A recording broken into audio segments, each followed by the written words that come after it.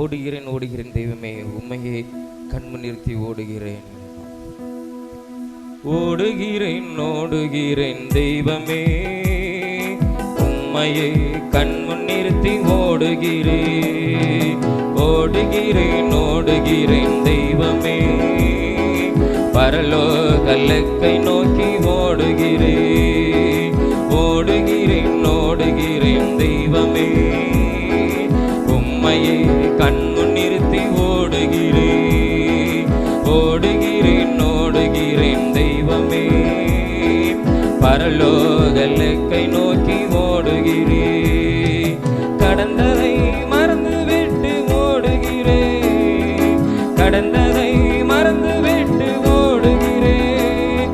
என் கவலைகளை மறந்து உம்மை பாடுகிறேன், என் கவலைகளை மறந்து உம்மை பாடுகிறேன். என் கவலைகளை மறந்து உம்மை பாடுகிறேன், என் கவலைகளை மறந்து உம்மை பாடுகிறேன். ஓடுகிறேன் ஓடுகிறேன் தெய்வமே, உம்மையே கண்மு நிறுத்தி ஓடுகிறேன். ஓடுகிறேன் ஓடுகிறேன் தெய்வமே, பரலோக இலக்கை நோக்கி ஓடுகிறேன். பாவங்களை உதறிவிட்டு ஓடுகிறேன், பாவங்களை உதறிவிட்டு ஓடுகிறேன். என் சுமைகள் எல்லாம் இறக்கி விட்டு ஓடுகிறேன், என் சுமைகள் எல்லாம் இறக்கி விட்டு ஓடுகிறேன். என் சுமைகள் எல்லாம் இறக்கி விட்டு ஓடுகிறேன், என் சுமைகள் எல்லாம் இறக்கி விட்டு ஓடுகிறேன். ஓடுகிறேன் ஓடுகிறேன் தெய்வமே, உம்மையே கண்மு நிறுத்தி ஓடுகிறேன். ஓடுகிறேன் ஓடுகிறேன் தெய்வமே, பரலோக இலக்கை நோக்கி ஓடுகிறேன். உயிருள்ள கல்லை நோக்கி ஓடுகிறேன், உயிருள்ள கல்லை நோக்கி ஓடுகிறேன். ஆவியின் பலி செலுத்த ஓடுகிறேன், ஆவியின் பலி செலுத்த ஓடுகிறேன். ஆவியின் பலி செலுத்த ஓடுகிறேன், ஆவியின் பலி செலுத்த ஓடுகிறேன். ஓடுகிறேன் ஓடுகிறேன் தெய்வமே, உம்மையே கண்மு நிறுத்தி ஓடுகிறேன். ஓடுகிறேன் ஓடுகிறேன் தெய்வமே, பரலோக இலக்கை நோக்கி ஓடுகிறேன். ஓடுகிறேன் ஓடுகிறேன் தெய்வமே, உம்மையே கண்மு நிறுத்தி ஓடுகிறேன். ஓடுகிறேன் ஓடுகிறேன் தெய்வமே, பரலோக இலக்கை நோக்கி ஓடுகிறேன். அல்லேலூயா.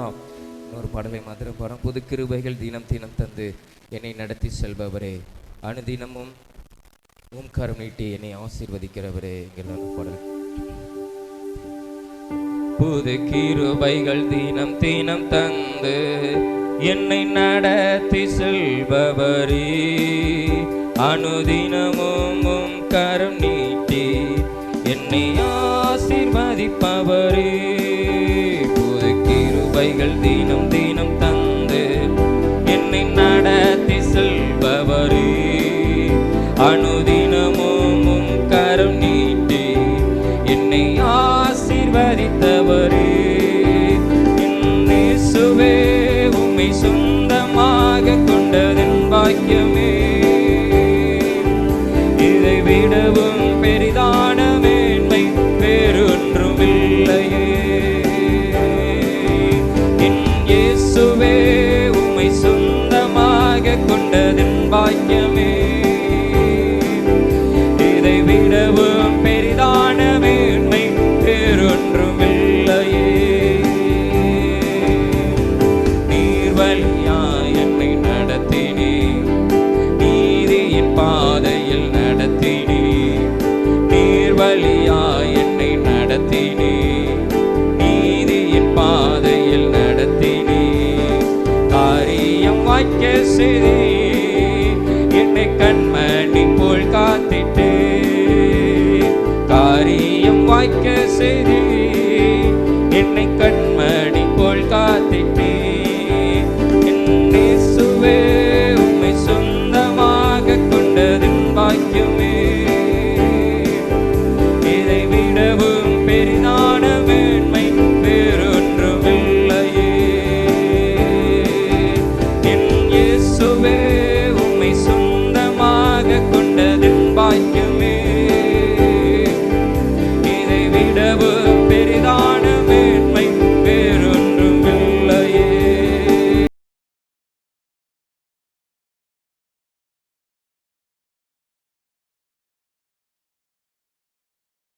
பதினோராம் அதிகாரத்திலே வெளிப்படுத்தின விசேஷம்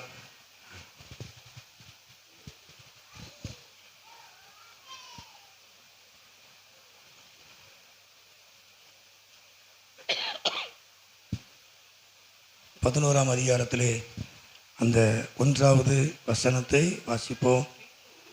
பின்பு வைக்கோலுக்கு ஒப்பான ஒரு அளவுகோல் கொடுக்கப்பட்டது.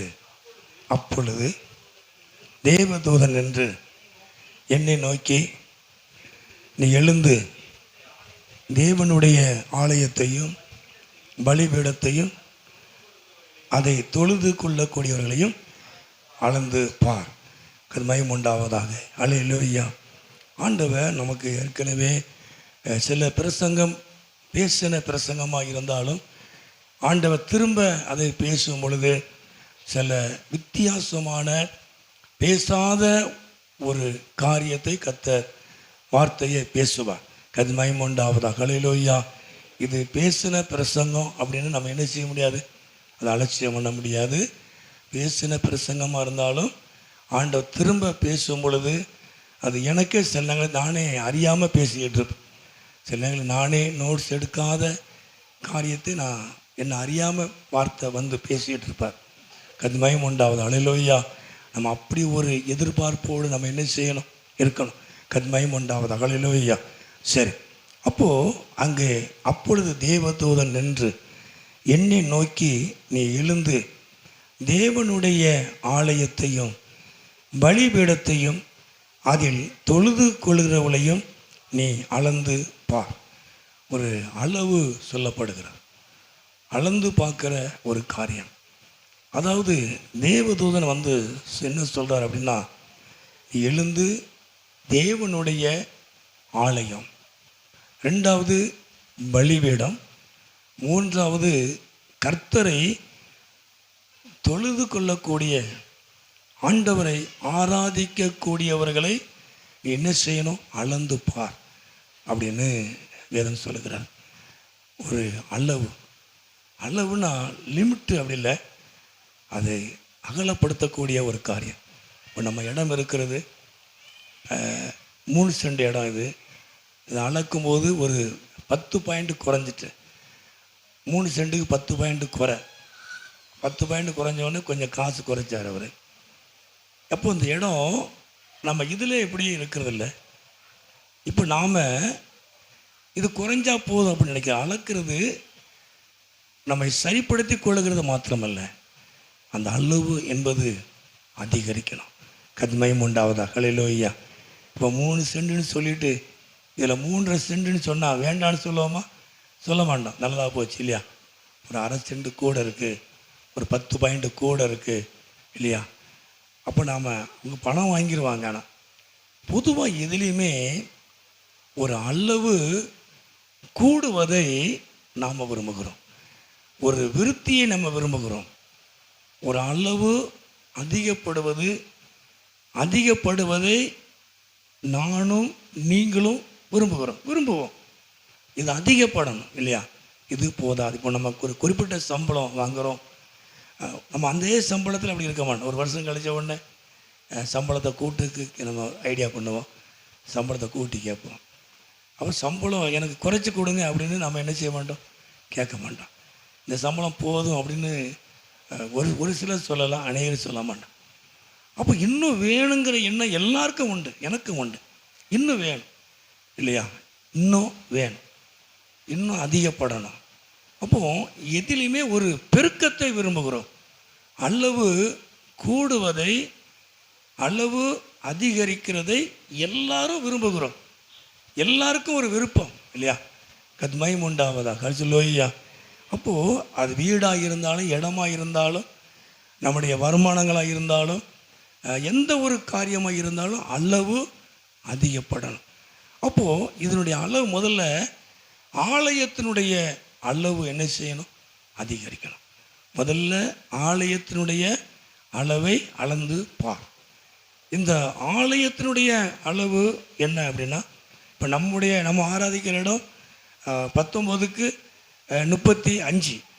ஆமாம், வெளியில் வரைக்கும் தான் 39. இதுதான் அளவு இல்லையா?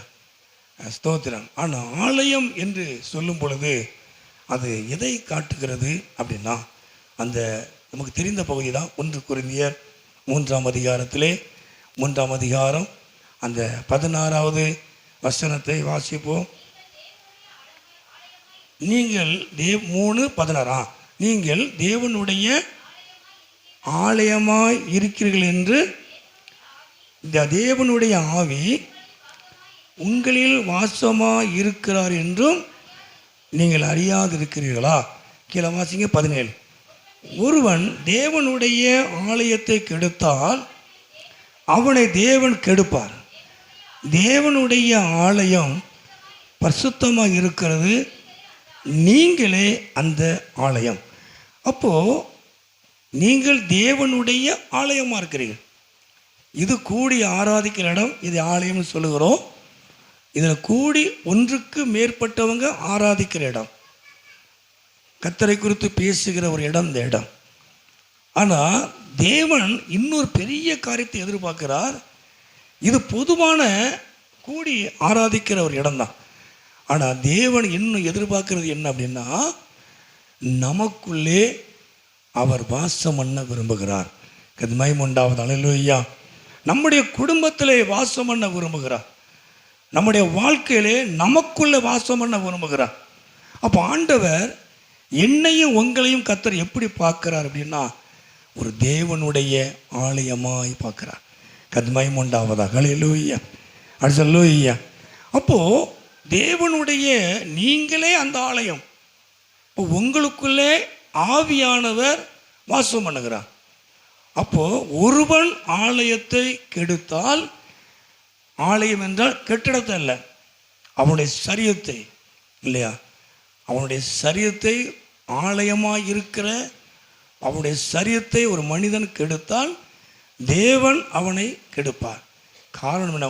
நீங்கள் என்ன, அதாவது ஆலயமாக இருக்கிறீர்கள் என்றும், ஆலயம் தேவனுடைய ஆலயம் பரிசுத்தமாக இருக்குது, நீங்களே அந்த ஆலயம். அப்போது பரிசுத்தமாக இருக்கிறீர்கள், ஆலயம் பரிசுத்தமாக இருக்குது, நீங்களே அந்த ஆலயம். நாம் ஆலயமாக இருக்கிறோம்.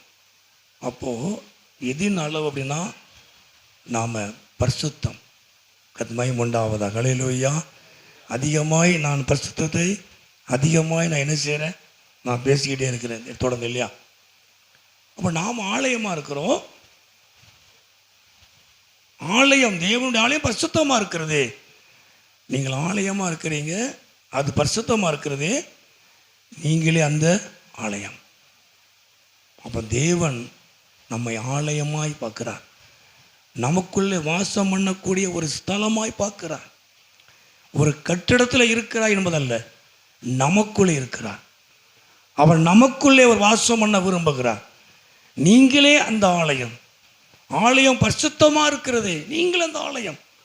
அப்போ தேவன் வாசம் பண்ணக்கூடிய இந்த ஸ்தலத்துக்குள்ளே, இந்த ஆலயத்துக்குள்ளே, இந்த சரீரத்துக்குள்ளே, இந்த வாழ்க்கையில், நம்முடைய ஜீவியத்தில் இயேசு ஆளுகை செய்ய விரும்புகிறார். தேவன் வாசம் பண்ண விரும்புகிறார். அப்போ நாம் எப்படி இருக்கணுமா? பரிசுத்தமாக இருக்கணும். அப்போ ஆலயத்தினுடைய அளவு என்பது எதை காட்டுகிறது? பரிசுத்தத்தை காட்டுகிறது. அப்போ பரிசுத்தத்தினுடைய அளவு அதிகரிக்கணும். அதனாவது மயம் உண்டாவதாக அல்லேலூயா. அல்லேலூயா. நம்முடைய வாழ்க்கையிலே பரிசுத்தம், பரிசுத்தம், அந்த பரிசுத்தத்தினுடைய அளவு என்ன செய்யணும்? அதிகரிக்கணும். அந்த அளவு கூடணும். கத்மயம் உண்டாவதாக அல்லேலூயா. வெளிப்படத்தில் வாசிக்கிறோம் இல்லையா? வெளிப்படம் 22:11 பரிசுத்தமாக இருக்கிறவன் இன்னும், ஆமாம், பரிசுத்தமாக இருக்கு இன்னும். இப்போ நான் ஏதோ நம்ம சொல்லுவோம்ல, ஏதோ நான் கத்த உண்மையாக இருக்கிறேன், நான் பரிசுத்தமாக இருக்கிறேன்ப்பா, மற்றபடி எந்த இதுவும் இல்லை அப்படின்னு சொல்லக்கூடாது. அதுக்கு முற்றுப்புள்ளி வைக்கக்கூடாது. ஏதோ முடிஞ்சது அப்படி சொல்லக்கூடாது. இன்னும் நான் இருக்கணும் இல்லையா? இன்னும் நான் என்ன செய்யணும்? பரிசுத்தமாக இருக்கணும். தேவன் அதை விரும்புகிறான். ஏதோ என்னால் முடிஞ்ச அளவுக்கு நான் இருக்கிறேன், உண்மையாக இருக்கிறேன், முடிஞ்ச அளவுக்கு இருக்கணும் இல்லைன்னு சொல்ல. ஆனால் இன்னும் நம்ம என்ன செய்யணும்? பரிசுத்தமாக இருக்க விரும்பணும். ஆண்டவரே, இன்னும் நான் பரிசுத்தமாக இருக்கணும். அந்த பரிசுத்தத்திற்கு அளவு கிடையாது. கத்மயம் உண்டாவது. அல்லேலூயா. ஆண்டவரே, இப்போ நான் சினிமா பார்க்குறத பாடிட்டேன் இல்லையா? நான் பீடி சிகரெட்டு குடிக்கிறத பாட்டிட்டேன் இல்லையா? இதெல்லாம் நம்ம சொல்லிகிட்டே வருவோம் இல்லையா? இப்போ நாடகம் மட்டும்தான் பார்க்குறேன். அப்போ அதுலேயும் நம்ம என்ன செய்யும்? அதை நிறுத்தணும்.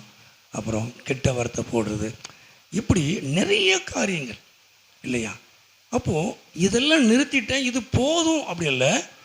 இன்னும் நான் என்ன செய்யணும்? அதிகப்படணும்.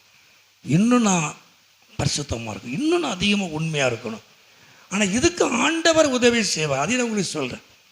என்னால் முடியலை அப்படிங்கிறது இருக்குது, இல்லைன்னு சொல்லலை. ஆனால் தேவன் நமக்கு உதவி செய்வார்.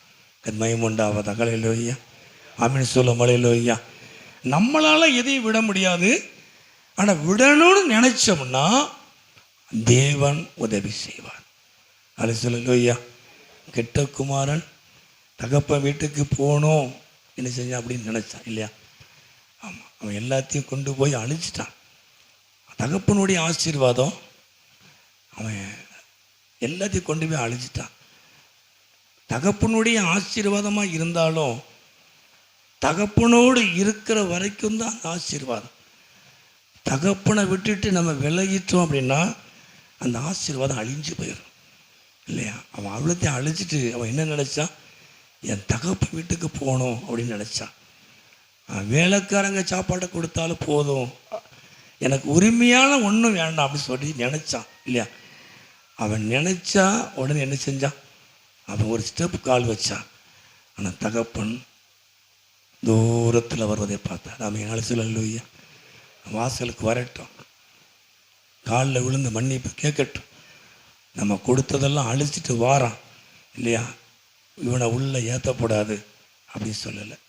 இல்லை, உள்ளே வந்து என்கிட்ட மன்னிப்பு கேட்கட்டும், ஒரு மன்னிப்பு கடிதம் எழுதி கொடுக்கட்டும் இல்லையா?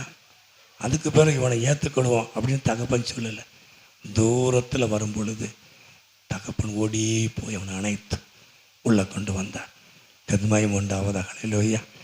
என்னைக்கு ஆண்டவருக்காக நாம் மாறணும்னு நினைக்கிறோமோ கர்த்தர் மாற்றுவார். ஆமென் சொல்லுங்கள். அல்லேலூயா. அது சொல்லுவையா, நான் இன்னும் மாற மாட்டேன்னு சொல்லக்கூடாது. நான் நிறைய காரியங்கள்லாம் இருக்குன்னு சொல்லக்கூடாது. ஆண்டவரே, நான் மாறணும்னு நினைக்கிறேன் இல்லையா? நான் மாறணும்னு நினைக்கிறேன். அப்படி நினைச்சாலே தேவன் ஆண்டவராக இயேசு உங்களுக்கு உதவி செய்வார். மயம் உண்டாது. ஆமென் சொல்லுவோமா? அவர் உதவி செய்வார். நினைப்பு நமக்குள்ள என்ன வரணும்? நான் மாறணும் ஆண்டவரே, என் வார்த்தை மாறணும், என்னுடைய பார்வை மாறணும், என் செயல்பாடு மாறணும், என் வாழ்க்கையினுடைய தரங்கள் மாறணும் ஆண்டவரே. இதையே நான் செய்கிறேன். நான் அடிக்கடி இப்போ போன வாரம் கூட ஒரு அந்த 3-5 நிமிஷம் செய்தியில் ஒரு செய்தியை போட்டேன் இல்லையா? பாவங்களை கிருபை கீழ்பட்ட பாவங்களை மேற்கொள்ள மாட்டார். திரும்ப திரும்ப நான் யார் செய்கிறேன்? 7ஆம் அதிகாரத்துக்கு விட இருக்குது. நான் செய்யக்கூடாது நினைக்கிறேன், ஆனால் செய்கிறேன். இயேசு உதவி செய்வார். அது மயம் உண்டாவதாக. அல்லேலூயா. நான் மாறணுங்கிற எண்ணம் நமக்குள்ளே வந்துட்டு அப்படின்னா, ஆண்டவரே இந்த தப்பை நான் பண்ணக்கூடாதுங்கிற எண்ணம் நமக்குள்ள, எனக்குள்ள, உங்களுக்குள்ள வந்துட்டு அப்படின்னா, ஆண்டவராகிய தெய்வம் இயேசு உங்களுக்கு உதவி செய்வார். கத்மயம் உண்டாவது. அல்லேலூயா. நான் யார் என்ன சொன்னாலும் நான் கேட்க மாட்டேன்னு வெறப்பா நின்னோம்னா அவனை ஒன்றும் செய்ய முடியாது. தேவன் உதவி செய்ய முடியாது. யார் என்ன சொன்னாலும் அதெல்லாம் கேட்க முடியாது. நானாக செய்யும். சிலருக்கு அப்படி சொல்ல, நானா எனக்கும் அந்த மனசு வரணும். யார் என்ன சொன்னாலும் கேட்க மாட்டேன். எனக்கும் அந்த மனசு வந்து அந்த மனசு வராது. உனக்கு ஒரு காலம் உனக்கு வராது. மகிமை உண்டாவது. அல்லேலூயா. வரணும். நான் மாறணும் ஆண்டவரே, நான் இப்படியே இருக்கக்கூடாது, என் வாழ்க்கை என் தரம் மாறணும், நான் ஜெபம் பண்ணணும் ஆண்டவரே, இப்படியே இருக்கக்கூடாது, நான் வேதத்தை வாசிக்கணும், நான் இப்படியே அவனூராக பேசக்கூடாது, இப்படியே 12 மணிக்கு ஆராதனைக்கு போகக்கூடாது, ஆண்டு 10 மணிக்கு நான் போகணும். ஒரு நினப்பு நமக்குள்ள வரணும். வந்தால் தான் ஆண்டவர் 10 மணிக்கு உள்ளே கொண்டு வருவார். வேலையெல்லாம் லகுவாக மாறும். ஆமீன் சொல்லமா? அல்லேலூயா, அல்லேலூயா. நான் மாற மாட்டேன்னு சொன்னேன், நான் இப்படி தான் இருப்பேன்னு சொல்லக்கூடாது, நான் இப்படி தான் இருப்பேன் அப்படின்னு. நம்முடைய லைன், நம்முடைய மனநிலை மாறணும். நான் மாறணும் ஆண்டவரே, நான் பரிசுத்தமாக இருக்கணும், உண்மையாக இருக்கணும் ஆண்டவரே. அவன் தகப்பன் வீட்டுக்கு போகணும்னு நினச்ச உடனே தகப்பன் எப்பொழுதுமே வாசல் பார்த்துக்கிட்டே இருக்கும். வாசலில் தூரமாக வரும்பொழுது தன் மகன் இளைய குமாரன் மனம் திரும்பி தூரத்தில் வரும் பொழுது தகப்பன் ஒடி போய் கெட்டி அணைத்து உள்ளே கொண்டு வந்து திரும்பவும் அவனுக்கு எல்லாவற்றையும் கொடுத்தார், அதிகாரத்தை கொடுத்தார். நம்மன்னா கொடுக்க மாட்டான் இல்லையா? உனக்கு 10 சென்ட் ஏற்கனவே கொடுத்துட்டேன், இனிமேல் உனக்கு ஒரு வீடு கிட்ட தான் இடம் தருவேன் நம்ம சொல்லுவோம், சட்டம் பேசுவோம். தகப்பன் அப்படி அல்ல, இயேசு அப்படி அல்ல. அல்லேலூயா. மன்னன் திரும்புகிற பாவினால் அவர் பெரிய சந்தோஷம், பரலோகத்தில் மிகுந்த கொண்டாட்டம், மகிமை உண்டாவதா. அல்லேலூயா. பெரிய வெடி, 1 மணி நேரம் 2 மணி நேரம் வெடி போடுற மாதிரி. சரி, இது என்ன வெடி இல்லையா? ஆமாம், ஒரு மனம் திரும்புகிற ஒரு பாவியினால் பரலோகத்தில் மிகுந்த சந்தோஷம் இருக்கும். மகிமை உண்டாவதா. அல்லேலூயா. ஆமீன் சொல்லும். அல்லேலூயா. ஆண்டவர் பெரிய காரியங்களை அவர் செய்வார்.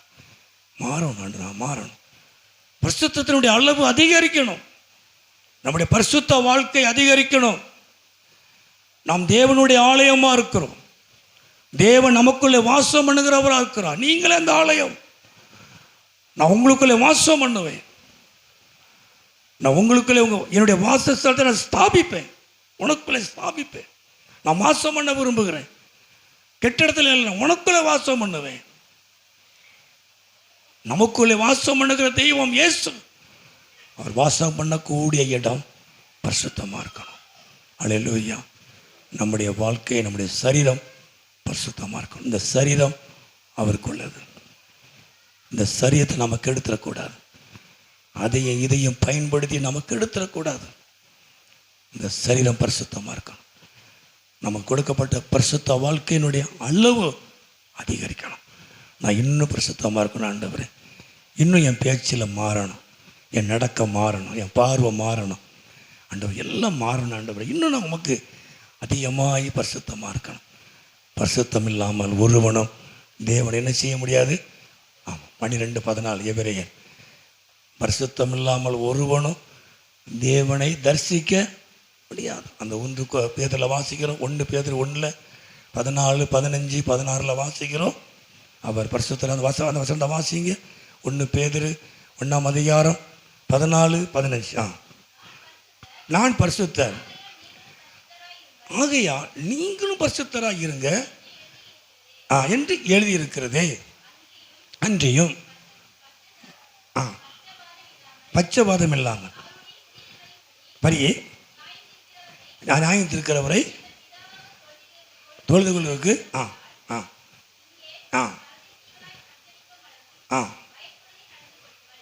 கண்மையும் உண்டாவது. அல்லேலூயா. அப்போ நான் பரிசுத்தர் ஆகையால் நீங்கள் எல்லாவற்றிலையும் பரிசுத்தமா இருங்கள். தேவன் அசுத்தம் அல்ல, அவர் பரிசுத்தமான ஒரு தெய்வம். ஒருவரை சேரக்கூடாத ஒளியிலே வாசம் பண்ணுகிறவர். ஒரு பரிசுத்தமான தெய்வத்தை எப்படி நம்ம கொண்டு வர முடியும் அப்படின்னா, கர்த்தரை ஆராதிக்கிற ஆராதனையில் அவர் அப்படியே உள்ளே கொண்டு வர முடியும், நமக்குள்ளே கொண்டு வர முடியும். அல்லேலூயா. ஆராதனை அவரோடு இருக்கிற ஒரு நெருக்கம். ஏதோ பாட்டு பாடி அப்படிலாம் கிடையாது. ஆராதனை அவரோடு நெருக்கத்தை கொண்டு வருது. அவர் நமக்குள்ளே வந்துடுவார். சேரக்கூடாத ஒளியில வாசம் பண்ணாலும் ஒரு ஜனக்கூட்டம் கர்த்தரை ஆராதிக்கும் பொழுது அப்படியே அங்கே வந்துடுவார். அவருக்கு ஆராதனைன்னா அவ்வளவு விருப்பம். பரிசுத்தம் உள்ள தெய்வம். நான் பரிசுத்தராக இருக்கிறது போல நீங்கள் எல்லாவற்றிலையும் பரிசுத்தமாக இருங்க. பரிசுத்தம் இல்லாமல் ஒருவன் தேவனை தரிசிக்க முடியாது. யோசுவா 3 வாசிக்கிறோம், யோசுவா 3:5 வாசிக்கிறோம். ஆமாம், இன்றைக்கு உங்களை பரிசுத்தம் பண்ணிக்கொள்ளுங்க, நாளைக்கு உங்கள் நடுவிலே அற்புதங்களை செய்வார். இப்போ நாளைக்கு அற்புதம் நடக்கு அப்படின்னா இன்னைக்கு பரிசுத்தம் ஆயத்தம். அல்லேலூயா. பாத்திரத்தை கழுவி தண்ணி வருதுன்னா பாத்திரத்தெல்லாம் கழுவி என்ன செய்வோம், கவுத்தி போட்டிருப்போம். தண்ணி வந்தோடனே பிடிக்கிறது. அப்படியே குடத்தை கொண்டு பிடிப்போமா? பிடிக்க மாட்டோம். நல்லா 4 நேரம் 5 நேரம் கழுவி சுத்தம் பண்ணும். ஒரு நல்லதை பெறுவதற்கு, தேவனிடத்தில் நன்மைகளை பெறுவதற்கு நாம் பரிசுத்தத்தோடு கூட ஆயத்தமாக இருக்கணும். நீங்கள் பரிசுத்தம் பண்ணிக்கொள்ளுங்கள், நாளைக்கு உங்கள் நடுவிலே அற்புதங்களை செய்வார். கர்த்தர் உங்கள் நடுவில் அற்புதங்களை செய்வார், அவர் அதிசயங்களை செய்வார். நம்ம பரிசுத்தமாக இருக்கணும். முதல்ல பரிசுத்தமாக இருக்கணும். பரிசுத்தமாக இருக்கிறவன் இன்னும் என்ன செய்ய, பரிசுத்தமாக இருக்கட்டும். கர்த்தருக்கு உண்டாவதாக. அல்லேலூயா. நம்ம 1 தெசலோனிக்கேயர்ல வாசிக்கிறோம், 1 தெசலோனிக்கேயர் 3:13 வாசிக்கிறோம், 4:3 வாசிக்கிறோம். நீங்கள் பரிசுத்தம் உள்ளவராய் இருப்பதே தேவனுடைய சித்தம். தேவ விருப்பம் அதுதான். கர்த்தருடைய விருப்பமே நீங்கள் பரிசுத்தமாக இருக்கணும். பரிசுத்தமாக இருக்கணும். பரிசுத்தத்தினுடைய அளவு என்ன செய்யணும், அதிகரிக்கணும். ஆமென். அல்லேலூயா. முதல்ல வார்த்தையில் கண்ட்ரோலாக இருந்தோம் இல்லையா? அப்போ இன்னும் கண்ட்ரோலாக இருக்கணும். நம்ம பார்வை, செயல்பாடு இல்லையா, எல்லாவற்றிலையும் மாறணும். இதுக்கு தேவன் உதவி செய்வார். அது கவலைப்படாதீங்க. ஆண்டவர் இதெல்லாம் மாறும்னு நினைக்கிற ஆண்டவரை என்னை மாற்றுங்க, அவர் உதவி செய்வார். ஆனால் நினப்பு நமக்கு வரணும். பரிசுத்தத்தினுடைய அளவு என்ன செய்யணும், ஆமாம், அதிகரிக்கணும். கர்த்தருக்கு உண்டாவதாக. அல்லேலூயா. அப்போ முதல்ல ஆலயத்தினுடைய அளவு, பரிசுத்தத்தினுடைய அளவு. 2வது அந்த வசந்த வாசிப்போம் 11 அந்த கடைசி பகுதி, ஆலயத்தினுடைய ஆலயத்தை. 2வது பலிபீடம். 2வது பலிபீடத்தினுடைய அளவு. பலிபீடத்தினுடைய அளவு என்ன செய்யணும், அதிகரிக்கணும். அப்போ பலிபீடம் பரிசுத்தவான்களுடைய நாட்களிலே பலிபீடம் ஸ்தோத்திரம் கேட்டுனாங்க. பலிபீடம் கட்டப்படுகிற காரியம் என்ன அப்படின்னா, ஆசரிப்பு கூடாரத்திலே பலிபீடம் பலி செலுத்தும் பொழுது நம்முடைய பாவத்துக்காக பாவ நிவாரண பலி, அந்த இரத்தத்தை எடுத்து ஆசாரியன் மகா பரிசுத்தத்தில் கொண்டு போய் நமக்காக தெளிப்பது, நமக்காய் பரிந்து பேசுவது, இதெல்லாம் அந்த காரியங்களை செஞ்சாங்க. ஆனால் ஆசரிப்பு கூடாரம் இல்லாத அந்த மற்ற நேரங்களிலே பரிசுத்தவான்கள் அங்கங்கே இருக்கிற இடங்களிலே பலிபீடத்தை கட்டி என்ன செஞ்சாங்க, கர்த்தரை தொழுது கொண்டாங்க. ஆபிரகாம் கர்த்தருடைய பலிபீடத்தை என்ன செஞ்சான், கட்டான். எந்த இடத்துக்கு போனாலும் உடனே பலிபீடத்தை கட்டிடுவான். இந்த பலிபீடம் ஏன் கட்டப்படுது அப்படின்னா, தேவனுக்கும் நமக்கும் ஒரு நெருக்கத்தை உண்டு பண்ணுகிறது. கர்த்தருக்கு உண்டாவதாக. அல்லேலூயா. அல்லேலூயா. அது வேற மாதிரி நான் சொல்ல விரும்பலை, மேலே குழாய் இருக்குது. அந்த பலிபீடம் கட்டுகிறது முதல்ல அந்த அந்த ஊர்களுக்கு போனால் அந்த மாதிரி காரியங்கள்லாம் பார்க்கணும் இல்லையா. நம்முடைய அவன் அந்த இடம்பெயர்ந்து போகும் பொழுது போன உடனே ஒரு பலிபீடத்தை கட்டுவான். முதல்ல தேவனை என்ன செஞ்சு அங்கே என்ன செஞ்சிருவான், கொண்டு வந்துடுவான். கர்த்தரை தொழுது கொள்ளுவார்கள். பலிபீடம் அதாவது கர்த்தரை கொண்டு வருகிற காரியம், தேவனோடு நெருக்கத்தை கொடுக்கிற ஒரு காரியம். கர்த்தருக்கு உண்டாவதாக. அல்லேலூயா. அந்த பலிபீடம் கட்டப்படுவது எதனால் அப்படின்னா, தேவனோடு நெருக்கத்தை கொண்டு வரும். அந்த பலிபீடத்தை கட்டி நம்ம பார்க்கும் பொழுது தேவன் பேசுவார். தேவனுடைய வல்லமை, கர்த்தருடைய ஆவியானவர் அங்கே என்ன செய்வார், இறங்குவார். பலியை ஏற்றுக்கொள்வார். நம்முடைய எண்ணங்களை அவர் நிறைவேற்றுவார். கர்த்தருக்கு உண்டாவதாக. அல்லேலூயா. அப்போ பலிபீடம் தேவனோடு நெருக்கத்தை கொண்டு வரும், தேவனோடு ஐக்கியத்தை கொண்டு வரும். அதே நேரத்தில் நமக்கு பதில் கிடைக்கும், பதிலை பெறக்கூடிய ஒரு இடம் பலிபீடம். கர்த்தருக்கு உண்டாவதாக. அல்லேலூயா. அதே நேரத்தில் நன்றி செலுத்தக்கூடிய இடமும் பலிபீடம் தான். அந்த மோசே காலத்திலே ஸ்தோத்திரம் அந்த யாத்திராமலே நம்ம வாசிக்க முடியும் இல்லையா. யாத்திராமலே அந்த காரியத்தை நம்ம என்ன செய்ய முடியும், வாசிக்க முடியும். யெகோவா நிசி என்று சொல்லி பலிபீடத்தை கட்டுவான். கத்மயம் உண்டாவது. ஹல்லேலூயா. சத்துருக்களை ஜெயித்த உடனே ஒரு பலிபீடம் கட்டப்படுகிறது. அதே போல் கிதியோனுடைய காலத்திலே பலிபீடம் கட்டுவான். கத்மயம் உண்டாவது. ஹல்லேலூயா.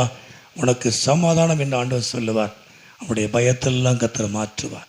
அப்போ பலிபீடம் கட்டுகிற காரியம் தேவனோடு நெருக்கத்தை, தேவனோடு ஐக்கியத்தை ஏற்படுத்துகிற ஒரு இடம் பலிபீடம். நமக்கு பதில் கிடைக்கக்கூடிய இடம் பலிபீடம். கத்மயம் உண்டாவதாக. அல்சலோய்யா, அல்சலோய்யா. அதே போல் நம்மை அர்ப்பணிக்கிற ஒரு இடம் பலிபீடம். ஆபிரகாம் தன்னுடைய குமாரனை பலிபீடத்தில் என்ன செய்வான்? ஒப்பு கொடுப்பான். அதாவது அர்ப்பணிக்கிறது, தேவனுக்கு கேட்டதை கொடுக்கிறது, அர்ப்பணிக்கிறது. ஒரு அர்ப்பணிப்போடு இருக்கிற காரியம்தான் பலிபீடம். அப்போ பலிபீடம் என்று சொன்னாலே நம்மை ஐக்கியப்படுத்துகிற, தேவனோடு ஐக்கியப்படுத்தக்கூடிய இடம், தேவனுடைய பதிலை பெறக்கூடிய ஒரு இடம், அதே நேரத்தில் நம்மை அர்ப்பணிக்கிற ஒரு இடம் பலிபீடம். அப்போது பலிபீடத்தினுடைய அளவு, நம்முடைய அர்ப்பணிப்போ இன்னும் என்ன செய்யணும்? அதிகப்படும். கத்மயம் உண்டாவதா. ஹல்லேலூயா. ஆண்டவருக்குன்னு அர்ப்பணித்து வாழுகிற வாழ்க்கையினுடைய அளவு என்ன செய்யணும்? நம்ம அளவு அதிகப்படும். இன்னும் அர்ப்பணிக்கணும், இன்னும் கர்த்தருக்காக அர்ப்பணிக்கிறார். அர்ப்பணிப்பு இல்லாமல் அல்ல. கத்மயம் உண்டா. ஹல்லேலூயா. நம்ம ஊழியத்துக்கு போகிறோம், 4 பேர் 5 பேர், பெண்கள் 7 8 பேர் வராங்க, கணக்கில் மொத்தம் 15 பேர் 14 பேர். பல காரியங்கள் அங்கே இருக்குது, பல கஷ்டங்கள். இங்கிருந்து போனால் காரில் போகிற மாதிரி தான் தெரியும், ஹாயாக காரில் போகிற மாதிரி தெரியும், 2 வீலரில் போகிற மாதிரி. அங்கே போய் படுற பாட பார்த்தா தான் தெரியும். கத்மயம் ஆட்களுடைய அந்த அலைச்சல், ஒவ்வொரு ஆளையும் தாங்கி நாங்கள் ஜோமான வந்தோமான்னு கேட்டு ட்ராக்ஸ் கொடுத்து அவங்களுக்கு. அதே போல் சண்டே கிளாஸ் நாங்கள் போய் பார்த்தா தெரியும். நான் சில கூட இவ்வளோ காலம் சண்டே கிளாஸ் எடுத்திருக்கேன், என் பிள்ளைகள்லாம் எடுத்திருக்கா, என் மகன் மூத்தவெல்லாம் எடுத்திருக்கா. ஒரு நாள் என்ன நடக்குன்னு தெரியாது. பணம் கேட்பா, ப்ரைஸ் வாங்கி கொடுப்பேன், அவ்வளோதான். இப்போ தான் சண்டே கிளாஸினுடைய அனுபவம் இன்னும் எனக்கே தெரியும். இந்த பிள்ளைகள் ஓடி ஓடி இல்லையா, ஒவ்வொரு இடத்துல போய் பிள்ளைகள்லாம் ஓடி ஒழிக்கும். அந்த காட்டுக்குள்ளே வீட்டுக்குள்ளே அவ்வளோலாம் கூட்டு வந்து ஒரு இடத்துல உட்கார வச்சு 4 பாட்டு சொல்லி கொடுத்து, அதெல்லாம் சும்மா நடக்கிற காரியமாக. கத்மயம் உண்டாலும் ஐயா. நாங்கள் இங்கேருந்து போகும்போது உங்கள் பார்வைக்கு தெரியும், பரவாயில்ல ஜம்முன்னு போகிறாங்க அப்படின்னு. அங்கே போய் படுற பாட பார்த்தீங்கன்னா, ஆமாம், சில மழையோடு நினைஞ்சிட்டு அவருக்கு வந்திருக்கும். ஆமாம், எனக்கு கண்ணு தெரியாது சில நேரங்களில், ரொம்ப கம்மியாக இருக்கும். லைட் அடிச்சோட தெரியாது. ஆமாம், கண்ணு சரி பண்ணணும். அன்றைக்கி மழை வேறு, கண்ணாடி ஃபுல்லாக தண்ணி. ஆமாம், இருந்தாலும் தொடச்சி வண்டியை நிப்பாட்டி குறிச்சாலைக்கு வந்துட்டேன். கத்மயம் உண்டாலும் ஐயா. ஆனால் ஒரு சோர்வு கூட கர்த்தர் எனக்கு தர விடலை. ஆமீன் சொல்ல மழையிலோ ஐயா. ஒரு ஊழியத்தில் எந்த காரியமாக இருந்தாலும் கர்த்தருடைய காரியத்தில் அர்ப்பணிப்பு. ஆலயத்துக்கு வருகிறோம், இல்லை சில நேரங்களில் நம்ம நடந்து வரக்கூடிய சூழ்நிலை, நிர்பந்தங்கள், எப்படியாவது கஷ்டப்பட்டு ஆலயத்துக்கு போயிடணும், கர்த்தரை ஆராதிச்சிடணும். ஒரு பெரிய அர்ப்பணிப்பு. கத்மயம் உண்டாவது. ஹல்லேலூயா ஐயா. கர்த்தருக்கு என்று கொடுக்கிறது. நம்ம காரியம், நம்ம தேவைகள் அதிகமாக இருக்கும், நம்ம தேவைகளே கணக்கில்லாமல் இருக்கும். அவைகளுக்கு நடுவிலே கர்த்தருக்கு செய்வது அது ஒரு பெரிய அர்ப்பணிப்பு. ஆபிரகாம் தனக்கு இருந்தது ஒன்று தான், அதை கர்த்தர் கேட்டு அப்படியே கொடுத்துட்டான். திரும்ப கர்த்தர் அவனுக்கு கொடுத்தான். கத்மயம் உண்டாவது. ஹல்லேலூயா. என்னைக்கு அர்ப்பணிப்போடு செய்கிற வேலைக்கு தேவன் பதில் தருவார், திரும்ப தருவார். ஆமீன் சொல்ல ஹல்லேலூயா. இன்னைக்கு கிறிஸ்துவ வாழ்க்கையில் ஒரு அர்ப்பணிப்பு இருக்கும். கஷ்டம் இல்லாமல் நம்ம எதையும் செய்ய முடியும், சாதிக்க முடியாது. பிரயாசம் இருக்கும். நம்ம லகுவாக எதையும் சுதந்திரிக்குன்னு நினைக்க முடியாது, லகுவாக சுதந்திரிக்குன்னு நினைக்க முடியாது. எல்லாத்துலேயும் ஒரு கஷ்டம் இருக்கு. கஷ்டங்கள், பிரச்சனைகள், போராட்டங்கள், அவைகளுக்கு நடுவில் வந்து உட்கார்ந்து ஆராய்ப்பது பெரிய அர்ப்பணிப்பு. ஊழியத்தை செய்வது பெரிய காரியம். நம்ம நினைக்கிற ஏதோ ஊழியக்காரங்க நம்ம நினைக்கிறோம், அவங்களுக்கு என்ன, யாராவது எதோ கொடுத்துட்டு இருப்பாங்க, வாடி சாப்பிட, அப்படிலாம் கிடையாது. தேவன் பார்த்துக்கிட்டே இருப்பார். கத்மயம் உண்டாலும் ஐயா. ஒரு அர்ப்பணிப்பு வாழ்க்கையில் இல்லை அப்படின்னா கர்த்தருடைய வேலையை செய்ய முடியாது. ஹல்லேலூயா. ஹல்லேலூயா. 1000 பேர் வந்தாலும், சபை 10,000 பேர் வந்தாலும், வருகை தாமதித்தால் இன்னும் அதிகமாக நான் வேலை செய்ய நினைக்கிறேன். கத்மயம் உண்டாவது. ஹல்லேலூயா. எவ்வளோ பிழையினம் இருந்தாலும் கர்த்தருக்காக வேலை செய்யணும். கர்த்தர் கொடுத்த பணியை சரியாக செஞ்சு முடிச்சிடணும். ஆண்டவர் வரப்போகிறார். நம்முடைய விசுவாச வாழ்க்கையிலையும் கர்த்தருக்காக ஓடணும், கர்த்தருக்காக செய்வோம், அர்ப்பணிப்போம். நாங்கள் ஆராதிக்கிற காலத்தில் சாயர்புரம் டு கும்பகாரம்பட்டு நட்டாத்தி 4 கிலோமீட்டர் நடந்தே வரும். பஸ்ஸு போயிடும். ஒரு சர்பத்து 75 பைசா. சாயர்புரம் பஜாரில் ஒரு சர்பத்து 2 சர்பத்து வாங்கும். ஒன்று என் மக மூத்த 2 பேர், அப்போ 2 பிள்ளைகள் ஜபாவுக்கும் சேனட்டுக்கும் ஷேர் பண்ணி கொடுப்போம். நாங்கள் ஒன்றை குடிச்சிக்கிடுவோம். 2 சர்பத்து குடிச்சிட்டு எங்கள் பாட்டு பிள்ளையத்துக்கு தோளில் வச்சுட்டு என் பாட்டுக்கு நடந்து 4 கிலோமீட்டர் நடந்து வரும். அன்னைக்கு ஆட்டோ இந்த வேனுக்குலாம் ஒன்றுமே கிடையாது, சைக்கிள் கிடையாது, தருத்திரம், ரொம்ப தருத்திரம் ஆணுகளை வரும்போது. அப்புறம் தான் சைக்கிள் வாங்கினேன். கற்றுட்டு வந்து ஒரு கற்று தந்தேன். அதை சொல்ல லோய்யா ஆளே லோய்யா. ஒரு சைக்கிள் கிடையாது, நடந்தே வருவோம். உற்சாகமாய் கத்த பாடிக்கிட்டே வரும். வரும்போது ஊருக்கு வந்து சாப்பிடு கஞ்சி குடிக்கும் போது தான் பஸ்ஸு வரும். 2:15 பஸ்ஸு அப்போ தான் வரும். நாங்கள் வீட்டுக்கு போய் சாப்பிடும். கஞ்சி தான் பழைய சாப்பாடு. சனிக்கிழமை எங்கள் வீட்டில் ஆக்கிடுவோம். கிராமங்களில் சாயந்தரம் ஆக்குறது தான். காலையிலலாம் ஒன்று கிடையாது, மத்தியானம் ஆக்க முடியாது. பழைய சாப்பாடு தான் சாப்பிடும். உடம்பு நல்லா தான் இருந்துச்சு. கதிமாய் மொண்டாவில் வையா. ஒரு நாள் கூட ஆராதனையை மிஸ் பண்ணதே கிடையாது. பஸ்ஸு வருதோ வரலையோ நடைய பிடிச்சிடும். கத்மாய் மொண்டாவது அலையிலோய்யா அது சொல்லுவையா. ஆண்டவர் எந்த ஒரு விஷயத்திலையும் ஒரு அர்ப்பணிப்பு இருக்கணும், தியாகம் இல்லையா? ஒரு அர்ப்பணிப்பு. எவ்வளோ கஷ்டம் இருந்தாலும் அர்ப்பணிப்போடு கத்தரை பின்பற்றணும். தேவனோடு நெருங்கணும். கத்தரோடு நெருங்குற நெருக்கம் இன்னும் அதிகப்படணும். பதிலுக்கு கொடுக்குற இடம் ஜபத்தை எடுத்துக்கலாம் இல்லையா? ஜபம்னா கத்தரோட பேசுவார், அதையும் எடுத்துக்கலாம். ஜபம், நம்மளோட ஜப நேரங்கள் அதிகப்படணும்.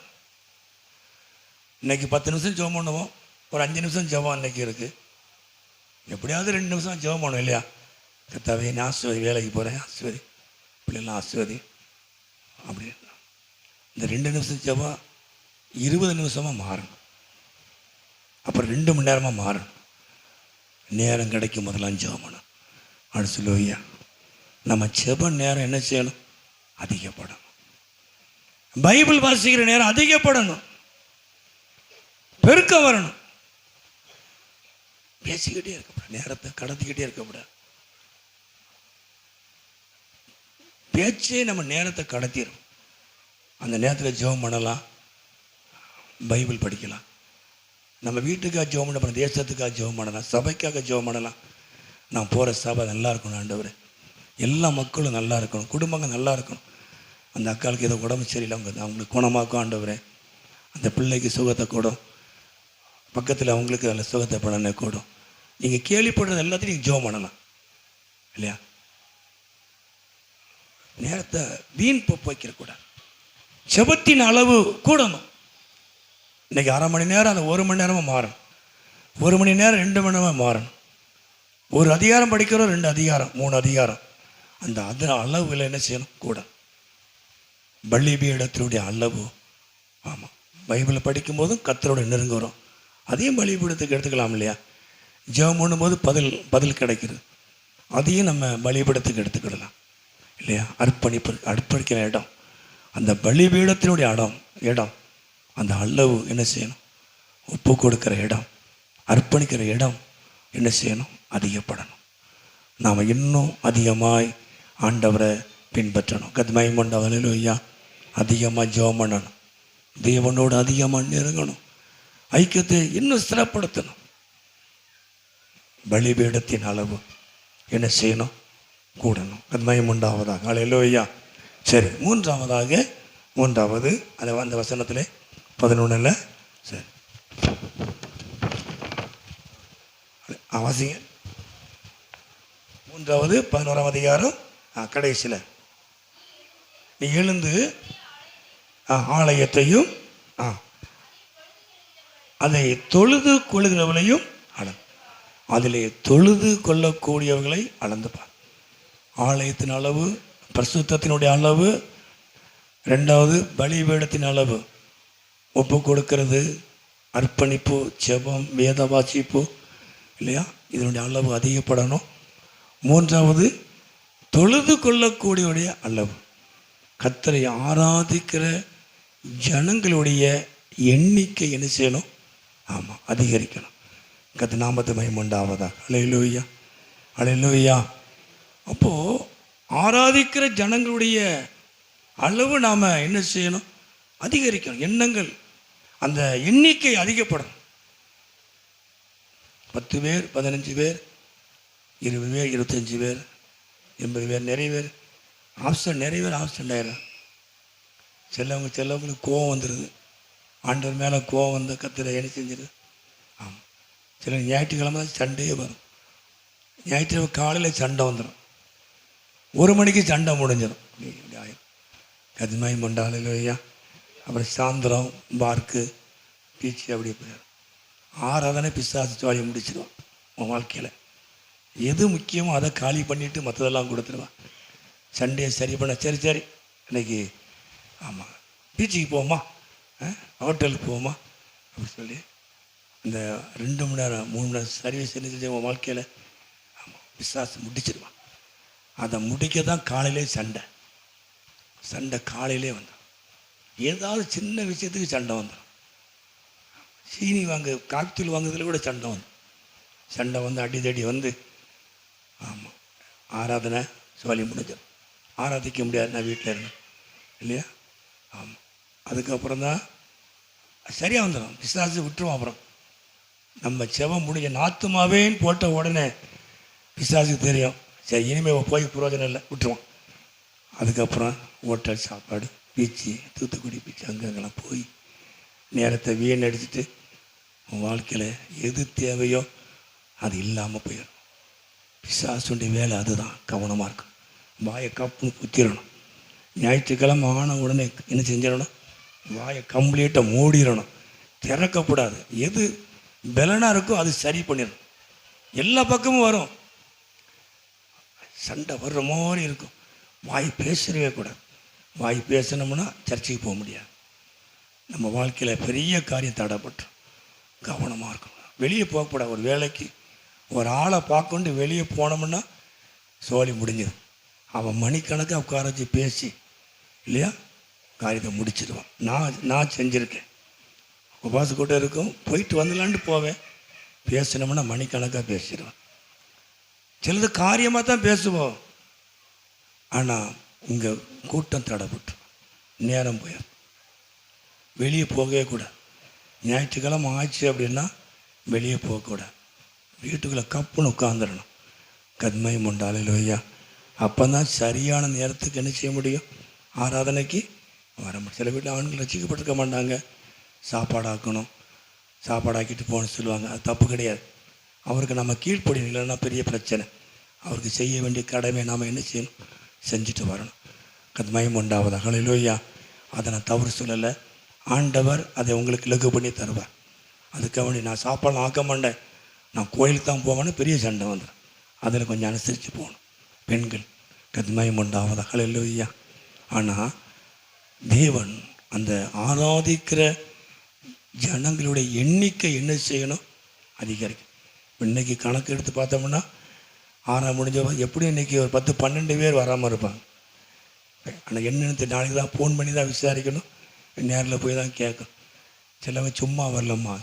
கத்மயம் முன்னாலையா, அது ரொம்ப நல்லா இருக்கு அந்த வார்த்தை. இன்னும் வரலையானா சும்மா வரல, நேரம் ஆகிட்டு அதனால் இப்படிலாம் சொல்லுவாங்க. கத்மயம் உண்டாவதாக. ஒரு நாளைக்கு நீ சரியாக கணக்கு கொடுப்பேன். கத்மயம் உண்டாவதாக. உனக்கு நேரம் ஆயிட்டு, எந்திரிக்க நேரம் ஆயிட்டு. கத்மயம் உண்டாவதாக. கர்த்தர் பார்த்துக்கிட்டே இருப்பார் இல்லையா? சும்மா அசால்ட்டாச்சு நேரம் ஆயிட்டு அதனால் வரலை இல்லையா? அப்படி சொல்லவே கூடாது.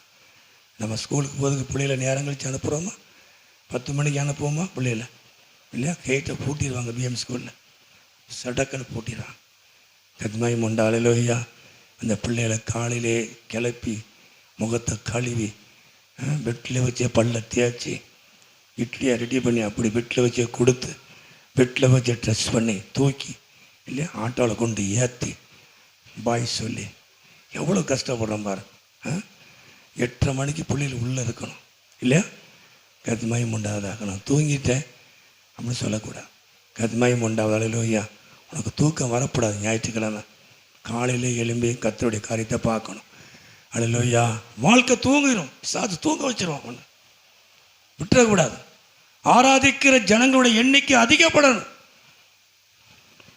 அதுக்கு நாம் என்ன செய்யணும்? வாசிப்போம் ஒரு காரியம். ஸ்தோத்திரம். அந்த ரோமர் 10ஆம் அதிகாரம், ரோமர் 10ஆம் அதிகாரம் 10, 13, 14 வாசிப்போம். ரோமர் தொழுது கொள்ளுகிற எவனும் ரட்சிக்கப்படுவான்.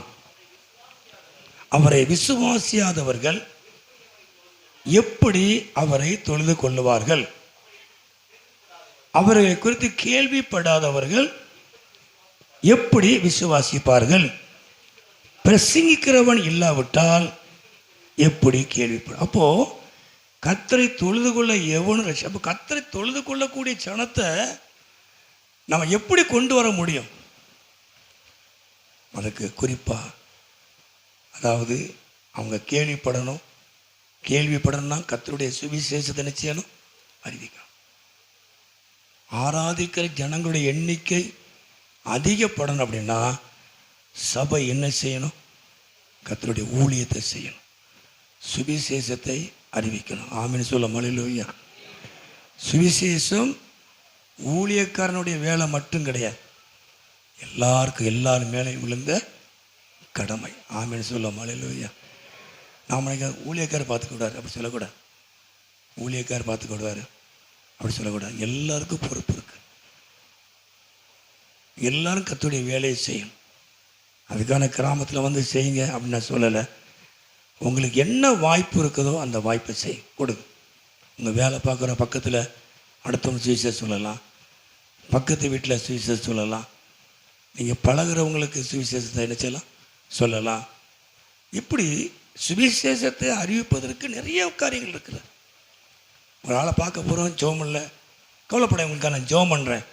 அப்போ அவங்களுக்கு ஒரு இது மாற்றி என்ன பரவாயில்ல ஜெபம் பண்ணுறாங்களே, அப்போ ஜெபம் பண்ணால் அவங்க குணமாயிடும். ஆண்டவர் தொட்டு சுகப்படுத்திடுவார்.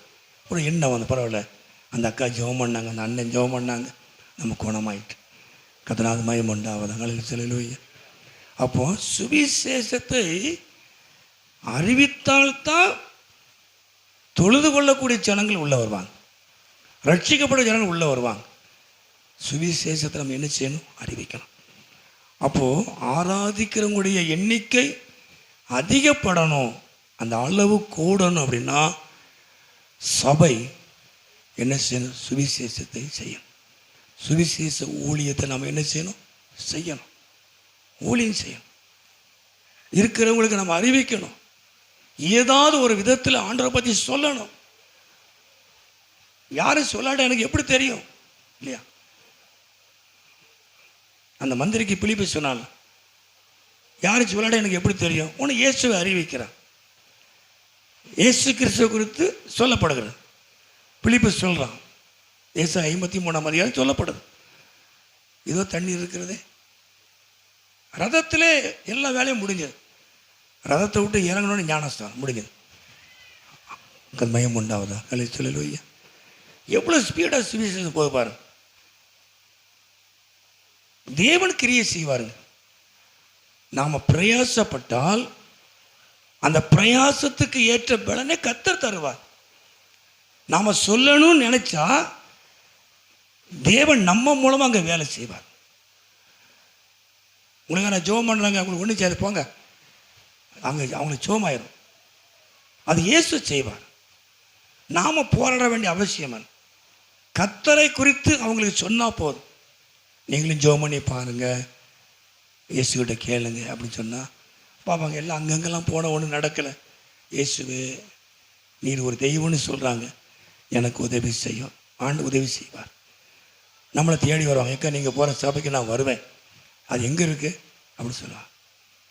மகிமை உண்டாவதா? அல்லேலூயா. சுவிசேஷத்தை அறிவிக்கணும். நாம அறிவிக்காட்டா எப்படி தெரியும் உங்களுக்கு?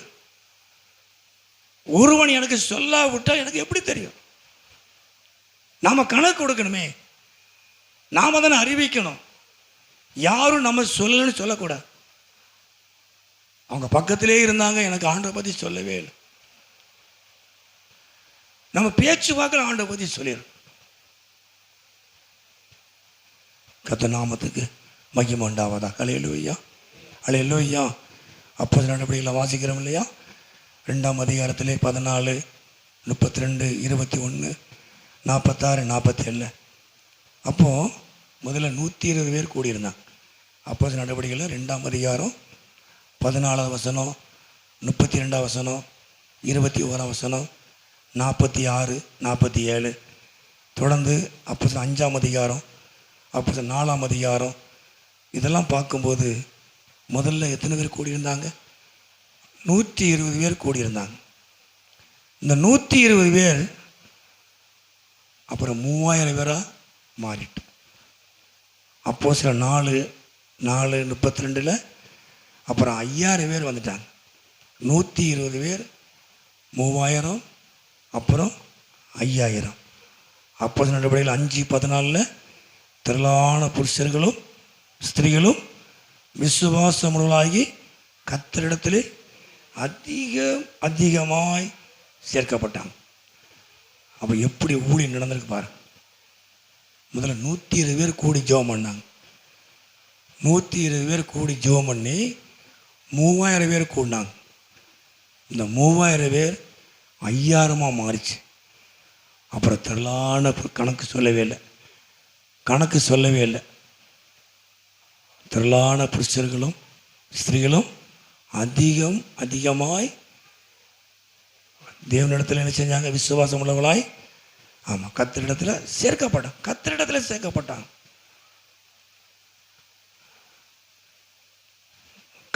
சேர்க்கப்பட்ட நம்ம செய்கிற ஊழியம் கர்த்தருக்காக, ஒரு சபைக்காய் அல்ல, ஒரு மனிதனுக்காய் அல்ல. சபை வளரும், அது வேற கதையும். இது வளரும் போது அது வளர்ந்து கூடாது, அது ஒட்டிக்கிடும், அவ்வளோதான். நம்ம கர்த்தருக்காக ஊழியம் செய்யணும், ஒரு சபைக்காய் செய்யக்கூடாது. மக்கள் எங்கே சேர்க்கப்படுறாங்க? சபைக்கு வந்தாலும் கர்த்தரிடமாய் சேர்க்கப்படுறாங்க. அப்போ ஆராதிக்கிற ஜனங்களுடைய எண்ணிக்கை என்ன செய்யணும்? அதிகப்படும். ஆலயத்தின் அளவு, பலிபீடத்தின் அளவு, கர்த்தரை தொழுது கொள்ளக்கூடியவங்களுடைய அளவு என்ன செய்யணும்? அளந்து பார். அது அதிகப்பட்டிருக்கான்னு பார். அது அளவு கூடணும். சபை வளரணும், எண்ணிக்கையில் வளரணும், இல்லை குறிக்கிடக்கூடாது, எண்ணிக்கையில் வளரணும். கர்த்தர் நாமத்துக்கு மகிமை உண்டாவதாக. அல்லேலூயா, அல்லேலூயா. நம்முடைய வாழ்க்கையிலே தேவன் கொடுத்த ரட்சிப்பு, தேவன் கொடுத்த பரிசுத்த வாழ்க்கை, அந்த பரிசுத்தத்தினுடைய அளவு என்ன செய்யணும்? அழகப்படணும்.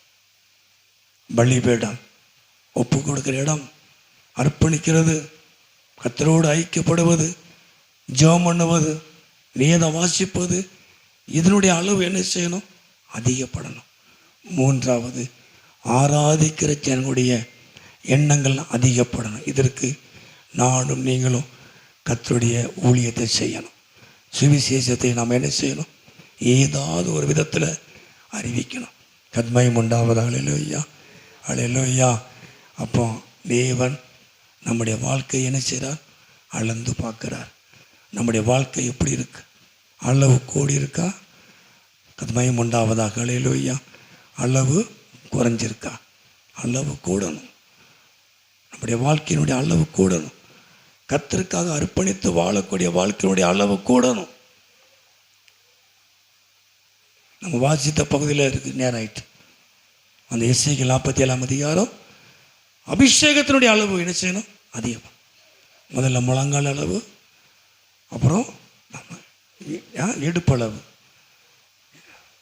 நுனிக்கால் அளவு இல்லையா? கணுக்கால், சாரி, அதான் நுனிக்கால். ஆமாம், கணுக்கால் அளவு, முழங்கால் அளவு, இடுப்பளவு, அப்புறம் நீந்தி போகிற மாதிரி. எப்பா, அப்படிலாம் ஒரு அபிஷேகம் இல்லையா? ஆமாம், நம்ம கணுக்கால் அளவிலே இல்லை. அபிஷேகத்தை பெறணும், அதுக்கு ஒரு பேர் பேசாமல் இல்லையா? அபிஷேகம் நமக்கு வேணும். ஆவியானுடைய அபிஷேகம் நமக்கு வேணும். அபிஷேகத்தினுடைய அளவு கூடணும். கணுக்கால் அளவு, முழங்கால் அளவு, இடுப்பளவு, திரளான அளவு. நீந்தி போகிற மாதிரி நீச்சல் ஆழம். அந்த தண்ணி நேரம் எங்கே போகும் அப்படின்னா கடலுக்கு போகும். அது தேவனை காட்டுகிறது. தேவனிடத்தில் போய் இணைக்கும். கது மகிமை ஹல்லேலூயா. நம்முடைய அபிஷேகத்தினுடைய அளவு என்ன செய்யணும்? அதிகப்படணும். அதுக்காக நம்ம அந்த இதை நான் சொல்லலை. அந்த அபிஷேகம் வர வர, ஆவியான வர வர எல்லாமே நடக்கும். கது மகிமை ஹல்லேலூயா. நம்முடைய வாழ்க்கையே மாறும். வாழ்க்கையை எண்ணங்களே மாறும். தேவன் நம்மை ஆசீர்வதிக்கிறவர். எல்லாம் ஜெபம் பண்ணுமா? எல்லாம் ஹல்லேலூயா. நல்ல ஆண்டவரே, எல்லாரும் சோதனம். ஒரு 3 காரியத்தை பார்த்தோம். 4வது எசேக்கியேல் 47ஆம் அதிகாரத்தில் அந்த அபிஷேகத்தினுடைய அளவை குறித்து நமக்கு சொல்லப்படுது. எல்லாம் ஜெபம் பண்ணுமா? நல்ல ஆண்டவர் எல்லாம் முழங்கால் படிட்டார். கர்த்தர் பெரிய காரியத்தை செய்வார். ஹல்லேலூயா. ஆலயத்தினுடைய அளவு, நீ எழுந்து நீ ஆலயத்தை அளந்து பார். பரிசுத்தத்தினுடைய அளவை அளந்து பார். 2வது பலிபீடத்தின் அளவு, கர்த்தருக்கு ஒப்பு கொடுக்கிற இடம், நம்மை அர்ப்பணித்து வாழ்கிற இடம், செபிக்கிற இடம், பதிலை பெறக்கூடிய இடம், நம்முடைய ஜெப வாழ்க்கை, நம்முடைய வேத வாசிப்பு, நம்முடைய அர்ப்பணிப்பு, தேவனோடு நெருங்குற நெருக்கம் இன்னும் அதிகமாக இருக்கணும். அளவு கூடணும். அளவு கூட இன்னும் காணாத ஆண்டவரே. நான் ஒரு நாளைக்கு ஒரு அதிகாரம் படிக்கிறேன், நான் 2 அதிகாரம் படிக்கணும் ஆண்டவரே. ஒரு நாளைக்கு நான் 1 மணி நேரம் ஜெபம் பண்ணுறேன், நான் 2 மணி நேரம் ஜெபம் பண்ண ஆண்டவரே. நான் உம்மோடு அதிகமாக நேரத்தை செலவு பண்ணணும். நம்ம வேலை செய்கிறோம், வேலைக்கு போகிறோம், அவைகளுக்கு நடுவில் நம் கர்த்தரோடு நெருங்கணும். அந்த நேரம் கிடைக்கும் போதெல்லாம் ஆண்டவரே நம்மோடு நான் நெருங்குவோம் ஆண்டவரே. நான் உம்மோடு கூட நான் இருப்பேன் ஆண்டவரே. நான் நேரத்தை செலவு பண்ணுவேன் ஆண்டவரே. எல்லாரும் அப்படியே கரங்களை வைத்து எல்லாம் ஜெபம், எல்லாம் எளிமை நிற்போமா? எல்லாரும் ஹல்லேலூயா. சோத்திரம் ஆண்டவரே. துதிக்கிற எல்லாம் ஜெபம் பண்ணும். ஆண்டவரே, என் வாழ்க்கையில் கர்த்தருடைய வாழ்க்கை தேர்ந்து கிறிஸ்தவ வாழ்க்கை, நான் கிறிஸ்தவன்னு சொல்கிறேன். எனக்குள்ள இருக்கிற கிறிஸ்தவ வாழ்க்கையினுடைய அளவு கூடணும். என் வாழ்க்கையில் இருக்கிற ஜெபம் கூடணும். என் வேத வாசிப்பு நான் கூடணும். நான் உமக்கு அர்ப்பணித்து வாழ்கிற வாழ்க்கையினுடைய அளவு கூடணும். என் பரிசுத்தத்தினுடைய எண்ணங்கள் அந்த அளவு கூடணும். நான் இன்னும் பரிசுத்தமாக இருக்கணும். பரிசுத்தமாக இருக்கிறவன் இன்னும் பரிசுத்தமாக இருக்கட்டும். நீங்களே அந்த ஆலயம், தேவனுடைய ஆலயம் பரிசுத்தமாக இருக்கிறதே. நீங்களே அந்த ஆலயம். தேவன் நமக்குள்ள வாசம் பண்ண விரும்புகிறார். கர்த்தர் உங்களோடு வாசம் பண்ண விரும்புகிறார். அவர் உங்களுக்குள்ளே வாசம் பண்ண விரும்புகிறார். அவர் உங்களை விட்டு போகாதபடி உங்க பாளையம் சுத்தமா இருக்கட்டும், உங்க வீடு சுத்தமா இருக்கட்டும், உங்க வாழ்க்கை சுத்தமா இருக்கட்டும். உபாகமத்தில் வாசிக்கிறார். அவர் உங்களை விட்டு போகாதபடி அசசியான காரியத்தை கண்டு அவர் உங்களை விட்டு போகாதபடி உங்க பாளையம் சுத்தமா இருக்கட்டும். அவர் நமக்குள்ளே வாசம் பண்ணுகிறவர். அவர் நம்மை விட்டு கடந்து போகாதபடிக்கு, நம்மை விட்டு அவர் விலகி போகாதபடிக்கு நம்முடைய பாளையம் சுத்தமா இருக்கட்டும். நம்முடைய வாழ்க்கை சுத்தமா இருக்கட்டும். நம்முடைய குடும்பம் சுத்தமா இருக்கட்டும். அவர் நமக்குள்ளே வாசம் பண்ண விரும்புகிறார். அவர் உங்களுக்குள்ளே வாசம் பண்ண விரும்புகிறார். நல்ல ஆண்டவரே, நாங்கள் உம்மை துதிக்கிறோம். நீர் எனக்குள்ளே வாசம் பண்ணுகிற தெய்வம். நான் அவர்களுக்குள்ளே உள்ளாவி அவர்கள் தேவனாக இருப்பேன். நான் அவர்களுக்குள்ளே உள்ளாவி நான் அவர்கள் தேவனாக இருப்பேன். கர்த்தர் நம்முடைய தேவன், உங்களுடைய தேவன். உங்களுக்கு அவர் தேவனாக இருக்கிறார். அப்பா பிதாவே என்று அழைக்கக்கூடிய ஒரு அதிகாரத்தை, புத்திர சுவிகாரத்தை கர்த்தர் உங்களுக்கு தந்திருக்கிறார். அவரே உங்களுடைய தேவன். இந்த வானத்தையும் போய் உண்டாக்குற கர்த்தர் என்னை பரிசுத்தப்படுத்துங்க ஆண்டவரே. நீ எனக்குள்ள வாசம் பண்ணுகிற தெய்வம். நீர் என்னை விட்டு போகாதபடிக்கு, நீர் என்னை விட்டு விலகி போகாதபடிக்கு நான் சுத்தமாக இருக்கணும் ஆண்டவரே. என் வாழ்க்கை சுத்தமாக இருக்கணும், என் குடும்பம் சுத்தமாக இருக்கணும் ஆண்டவரே. நீ எனக்குள்ள வாசம் பண்ணுகிறவன், நீ எனக்குள்ளே வாசம் பண்ணுகிற தெய்வம். அல்லேலூயா. கர்த்தர் நம்மோடு கூட இருப்பாரானால் அல்லேலூயா நமக்கு விரோதமாக இருப்பவன் யார்? கர்த்தர் உங்களோடு கூட இருந்தால் உங்களுக்கு யார் விரோதமாக இருக்க முடியும்? கர்த்தர் உங்களுக்குள்ளே இருந்தால் யார் உங்களுக்கு விரோதமான காரியத்தை செய்ய முடியும்? உனக்கு விரோதமாய் உருவாக்கப்படும் எந்த ஆயுதமும் வாய்க்காதே போகும். கர்த்தர் நமக்குள்ளே இருப்பாரானால் நமக்கு விரோதமாய் யார் ஒன்றும் செய்ய முடியாது. கர்த்தர் பெரிய காரியத்தை செய்வார். ரீபாலாபா எல்லாம் ஜெபம் பண்ணுமா.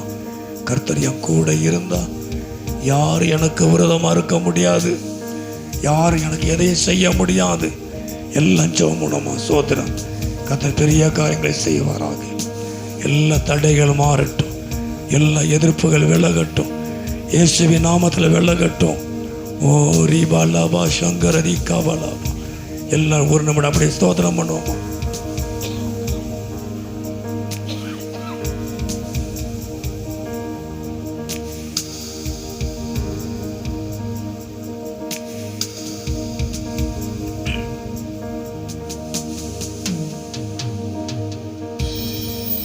ஆண்டவரே நாங்கள் உம்மை துதிக்கிறோம். குடும்பங்களுக்கு விரோதமாய் போராடுகிற எல்லா ஆவிகளுக்கு அச்சபிக்கிறோம்.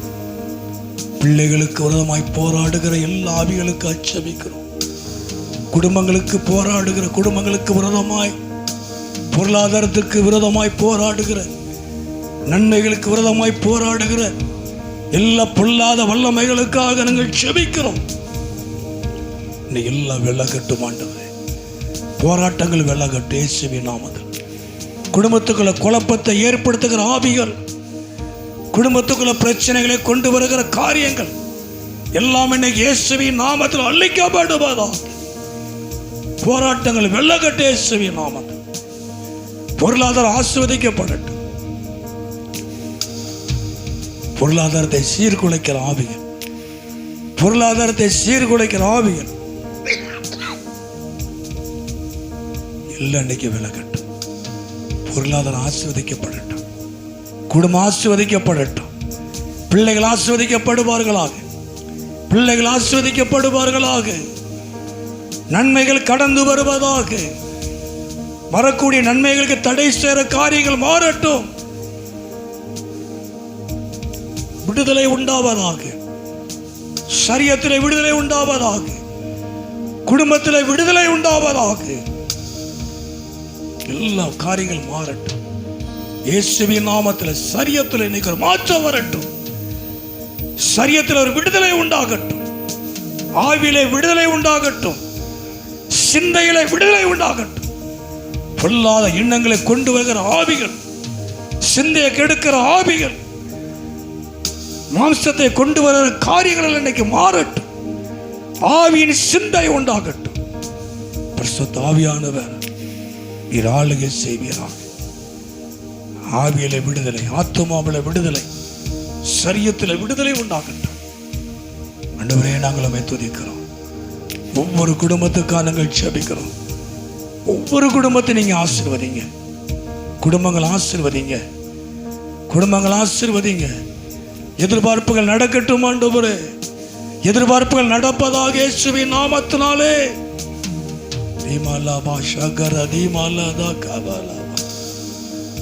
கர்த்தாவே நாங்கள் உம்மை துதிக்கிறோம். தேவன் உங்களுக்கு உதவி செய்வார். ஆண்டவராய் இயேசு உங்களுக்கு உதவி செய்வார். எல்லாரும் கரங்களை வைத்து, இயேசுவே எனக்கு இன்னைக்கு ஒரு பெரிய மாற்றத்தை உண்டாக்குது. என் வாழ்க்கையில் இன்னைக்கு ஒரு மாற்றம் வரணும் ஆண்டவரே. என் குடும்பத்தில் இன்னைக்கு நல்ல ஒரு விடுதலை தாங்க ஆண்டவரே. என் சரீரத்தில் ஒரு விடுதலையை தாங்க ஆண்டவரே. என் குடும்பத்தில் விடுதலையை தாங்க ஆண்டவரே. என் குடும்பத்தில் இருக்கிற பிரச்சனை, போராட்டம், குழப்பங்கள் மாறட்டும். பிசாசுடைய போராட்டம் வெள்ளக்கட்டு இயேசுவின் நாமத்தில். பொல்லாத வல்லமை சபிக்கிறேன் இயேசுவின் நாமத்தினாலே. குடும்பத்தை விட்டு வெளியேறும்படி நான் சபிக்கிறேன். பிள்ளைகளை விட்டு வெளியேறும்படி நான் சபிக்கிறேன். குடும்பம் ஆசீர்வதிக்கப்படட்டும். பிள்ளைகள் ஆசீர்வதிக்கப்படுவார்களாக. பிள்ளைகள் வாழ்க்கை ஆசீர்வதிக்கப்படுவதாக. குடும்பம் ஆசீர்வதிக்கப்படட்டும். குடும்பத்திலே சமாதானம் உண்டாகட்டும். குடும்பத்திலே சந்தோஷம் உண்டாகட்டும். கர்த்தர் உதவி செய்யுங்க. படிக்கிற பிள்ளைகள் ஆசீர்வதிங்க. வேலைக்கு காத்திருக்கிற பிள்ளைகள் ஆசீர்வதிங்க. நல்ல தொழிலை கொடுங்க, வருமானத்தை கொடுங்க ஆண்டவரே. குடும்பத்திலே நல்ல வருமானங்களும் உண்டாகட்டும். பிள்ளைகள் நிமித்தமாக பெற்றோருக்கு சந்தோஷம் சமாதானம் காணப்படட்டும். பிள்ளைகளை கர்த்தர் பொறுப்படுத்தி நடத்துங்க. ஒவ்வொரு குடும்பத்தை உமக்கு முன்பாக வைத்திருக்கிறோம். ஒவ்வொரு குடும்பத்தை நீங்க ஆசீர்வதிங்க. பிள்ளைகள் ஆசீர்வதிங்க. குடும்பத்திலே சமாதான சந்தோஷம் உண்டாகட்டும் ஆண்டவரே. நீர் ஒவ்வொரு குடும்பத்தை நீங்க மகிமைப்படும். ஜெபிக்கும்படி கேட்டுக்கொண்டு ஒவ்வொரு குடும்பத்துக்காக ஜெபிக்கிறோம். கர்த்தர் ஆசீர்வதிங்க. கர்த்தர் ஆசீர்வதிங்க. ஊழியங்கள் ஆசீர்வதிங்க. சபை ஆசீர்வதிங்க. தடைப்பட்ட பிள்ளைகள் ஆசீர்வதிங்க. வந்திருக்கிற ஒவ்வொருவரையும் ஆசீர்வதி. குடும்பத்தை ஆசீர்வதிங்க. நீங்க மகிமைப்படுங்க ஆண்டவரே. எல்லாருடைய வாழ்க்கையில நன்மையும் கிருபையும் தொடரட்டும். பிரசங்கத்தை நாங்கள் பேசுவதும் கேட்பதும் மாத்திரமல்ல, அதன்படி நடக்க எங்களுக்கு உதவி செய்யும். சார் ஜோமனாசம்.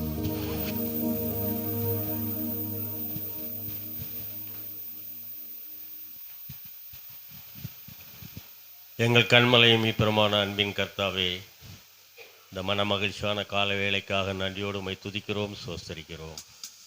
சத்தியத்தை அறிவீர்கள், சத்தியம் உங்களை விடுதலையாக்கும் என்ற சத்தியத்தின்படி ஒரு செய்தியை கேட்க செய்தீர். நன்றியோடு நாங்கள் அதை வாஞ்சிக்கிறோம் ஐயா. ஆம் பிதாவே, என்னுடைய ஆலயம் அது பரிசுத்தமாக இருக்க வேண்டும் என்று இந்த காலை நேரத்தில் நீர் உணர்த்தினீர். பரிசுத்தமாக இந்த இருதயத்தில் உம்முடைய நீர் எங்களோடு உறவாடுகின்றீர், எங்களோடு நீர் இருக்கின்றீர் என்பதையும் நீர் இந்த காலை நேரத்தில் உணர்த்தினீர். அது மட்டுமல்ல, பலிபீடத்தில் முழுமையாக நாங்கள் எங்களை அர்ப்பணிக்க வேண்டும். எங்களுடைய அர்ப்பணிப்பு என்பது 100% நிச்சயமாக பலிபீடத்தோடு ஒட்டி இருக்க வேண்டும் என்பதையும் உணர்த்தினீர். அது மட்டுமல்ல, எங்களுடைய வாழ்க்கையின் மூலமாக, எங்களுடைய சுவிசேஷத்தின் மூலமாக திரளான ஜனங்கள் உம்மை அறிந்து கொள்ளுகின்ற ஒரு அறிவை கொடுக்க வேண்டுமாய் என்ற ஒரு சத்தியத்தை இந்த நேரத்தில் கூறினீர். அம்பிதாவே, உமக்கண்டு வாழ, உமக்கண்டு உழைக்க, உமக்கண்டு கொடுக்க, எல்லா காரியங்களும் செய்யத்தக்கதான கிருபையை எங்களுக்கு நீர் அருள வேண்டுமாய் அடியேன் ஜெபிக்கிறேன். மாலை நடக்கின்ற ஊழியங்களை நீர் கண்ணோக்கி பாரும்.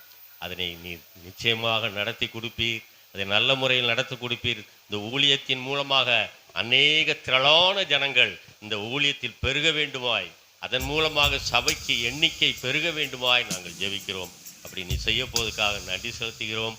வந்திருக்கிற மக்கள் அனைவரையும் நீர் பொறுப்படுத்தி ஆசீர்வதித்து அனுப்ப வேண்டுமாய் அடியேன் ஜெபிக்கிறேன். அப்படி நீ செய்ய போவதற்காக நன்றி செலுத்துகிறேன். துதி கன மகிமையாகவும் செலுத்துகிறேன். மீட்பராம் இயேசுவின் மூலம் ஜெபங்கேளும் நல்ல பிதாவே. ஆமென், ஆமென். எங்களை அதிகமாக நேசிக்கிற நல்ல பிதாவே, அருமையான இந்த ஆராதனை வேலைக்காக ஸ்தோத்திரம். வந்திருக்கிற ஒவ்வொரு பிள்ளைகளுக்காக, குடும்பங்களுக்காக ஸ்தோத்திரம். எல்லாரையும் ஆசீர்வதியும், எல்லா குடும்பங்களையும் ஆசீர்வதியும். எல்லா குடும்பத்திலே சந்தோஷம், சமாதானம், ஒரு மன நிறைவு இருக்கட்டும். அவங்க எதிர்பார்ப்புகள் நடக்கட்டும். நீர் மகிமைப்படும். வர தடைப்பட்ட பிள்ளைகளையும் ஆண்டவர் ஆசீர்வதித்து அப்படி நாமத்தை மகிமைப்படுத்தும். இன்னைக்கு மாலை கூட்டத்தை ஆண்டவரே, கால்வெளி காலனியுடைய கூட்டத்தை, வீட்டு கூட்டத்தை கர்த்தர் ஆசீர்வதியும். ஆண்டவரே, மற்றும் கிராமம் நடக்கிறதான, சபையில் நடக்கிறதான, விஎம்சியில் நடக்கிறதான சிறுவர் ஊழியத்தையும் நீர் ஆசீர்வதியும். புதன்கிழமை வீட்டு கூட்டத்தையும் கர்த்தர் ஆசீர்வதித்து அப்படி நாமத்தை மகிமைப்படுத்தும். தொடர்ந்து வந்திருக்க எல்லாரையும் ஆசீர்வதியும். எல்லாருடைய வாழ்க்கையில் நன்மையும் கிருபையும் தொடரட்டும். வேலைக்கு போகும்போது வரும்போது வேறு சில இடங்களிலே நம்முடைய பாதுகாப்பு கிருபை இருக்கட்டும். இந்த சத்தத்தை கேட்குற எல்லாரையும் ஆசீர்வதி. இயேசு நான் ஜெபிக்கிறோம் நல்ல பிதாவே. என் ஆத்துமாவே கர்த்தரை சோத்திரி, என் முழு உள்ளமே பரிசுத்த நாமத்தை சோத்திரி. என் ஆத்துமாவே ஆமே. நம்முடைய கர்த்தராகிய இயேசு கிறிஸ்துவுடைய கிருபையும் தேவனுடைய அன்பும் பரிசுத்தாவுடைய அன்னையுடைய ஐக்கியமும் நம் மனிதரோடு கூட எப்போ இருப்பதாக. ஹல்லேலூயா, ஹல்லேலூயா, ஹல்லேலூயா. எல்லாருக்கும் கர்த்தருக்கு ஸ்தோத்திரம். பின்னாடி சைடில் எல்லாருக்கும் கர்த்தருக்கு ஸ்தோத்திரம்.